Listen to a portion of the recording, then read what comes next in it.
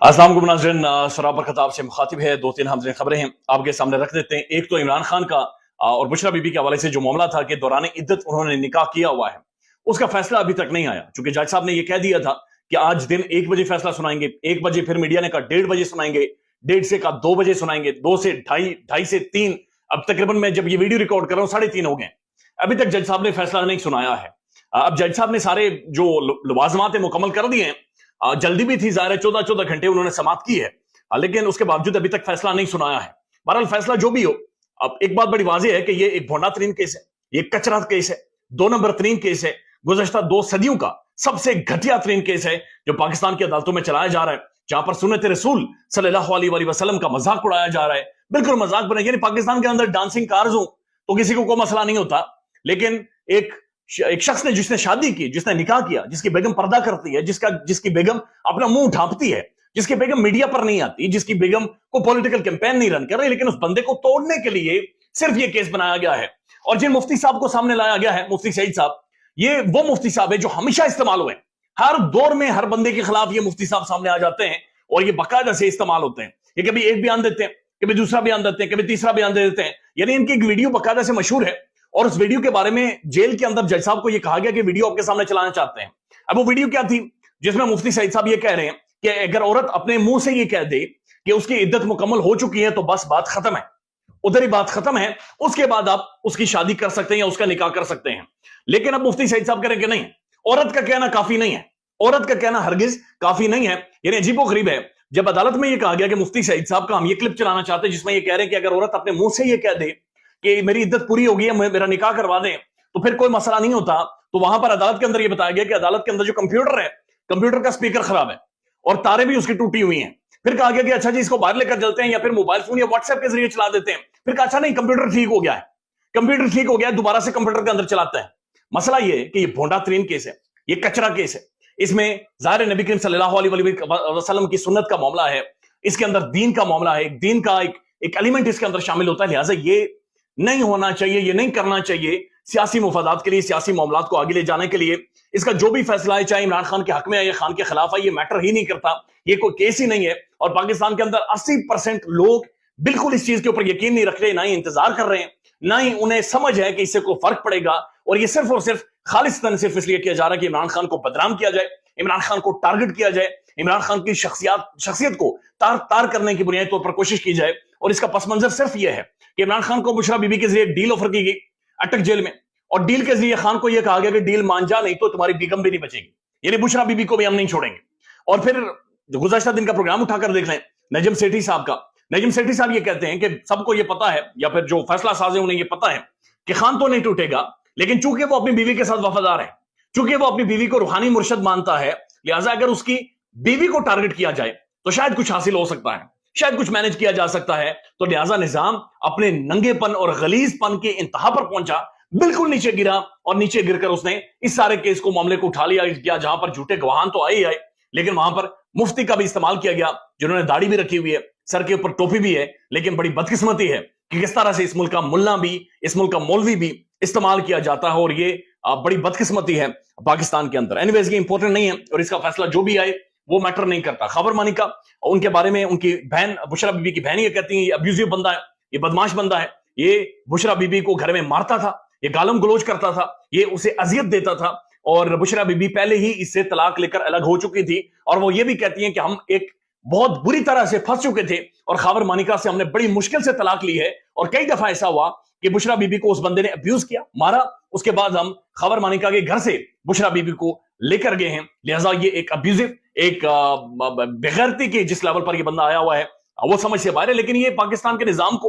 पाकिस्तान के collective intellect को, पाकिस्तान की सोच को, पाकिस्तान के मॉरल वैल्यूज को, पाकिस्तान के अंदर अखलाकियात को, उनको ये निजाम सारा बढ़ाना किया जा रहा है। और उसकी वजह एक तस्वीर है,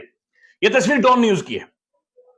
डॉन न्यूज पाकिस्तान का प्रोमिनेंट अंग्रेजी अखबार है, पाकिस्तान का बहुत बड़ा अंग्रेजी अखबार है, दुनिया भर में पढ़ा जाता है, कायदे आजम के दौर का अखबार है, बहुत पुराना अखबार है। डॉन न्यूज ने आज एक तस्वीर छापी है। पहले तो तस्वीर को देखकर ये सोचा गया कि इस तस्वीर के अंदर एक बंदा नहीं है, एक बंदे की मौजूदगी नहीं है, सारे सियासतदान लाइन में खड़े,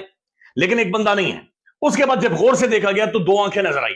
और वो 2 आंखें उस बंदे की हैं, उस शख्स की हैं जो इन सबके पीछे खड़ा है, इन सबके पीछे खड़ा है और सबसे बड़ा पॉलिटिशियन है, ڈان نے یہ واضح کر دیا کہ جناب یہ سارے اس کے سامنے بونے ہیں،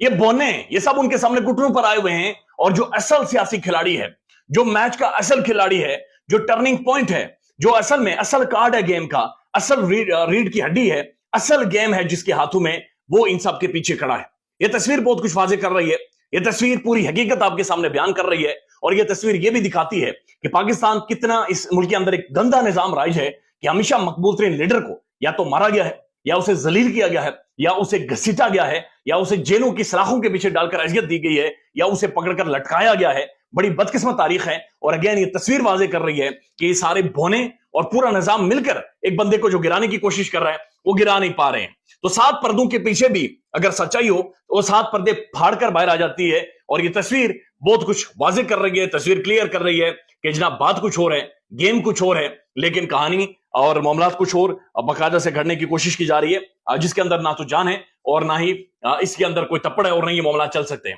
پاکستان میں اس تصویر کو لے کر ڈیبیٹ ہو رہی ہے، ڈسکشن ہو رہی ہے، لوگ اس خبر پر بار بار ڈسکس کر رہے ہیں، اور بہت ساری چیزیں اس تصویر کے حوالے سے باقاعدہ سے ٹویٹر کے اوپر شیئر ہو رہی ہیں۔ بات یہاں پر ختم نہیں ہوتی، بلکہ خلیج ٹائمز جو بین الاقوامی ادارہ ہے، انہوں نے ٹویٹ کیا، اور ان کے ٹویٹ پر لکھا تھا ایاک نعبد و ایاک نستعین۔ اس کے بعد یہ پاکستان میں ٹویٹر کے اوپر ٹاپ ٹرینڈ بنا، پاکستان کی سڑکوں کے اوپر، پاکستان کی گلیوں میں، پاکستان کے محلوں میں لوگوں نے ایاک نعبد و ایاک نستعین لکھ کر وہاں پر